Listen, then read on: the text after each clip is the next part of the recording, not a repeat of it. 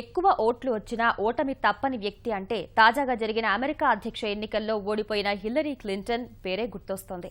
నిజానికి అధ్యక్ష ఎన్నికల్లో విజయం సాధించిన డొనాల్డ్ ట్రంప్ కంటే హిల్లరీకి 20 లక్షల ఓట్లు ఎక్కువ సాధించారు. ఇటీవల విడుదలైన కూక్ నివేదిక ఇదే అంశాన్ని స్పష్టం చేస్తోంది.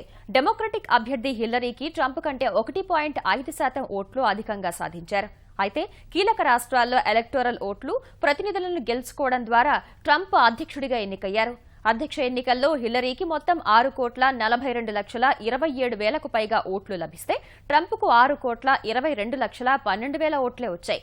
ఇప్పటికీ కొందరు ట్రంప్ విజయాన్ని అంగీకరించబోమని ప్రకటిస్తున్న నేపథ్యంలో హిల్లరీ క్లింటన్ ప్రచార బృందంలోని కొందరు విస్కాన్సిన్, మిచిగాన్, పెన్సిల్వేనియా వంటి రాష్ట్రాల ఓట్ల లెక్కింపులో సైబర్ మోసాలు జరిగి ఉంటాయని అనుమానాలు వ్యక్తం చేస్తున్నారు.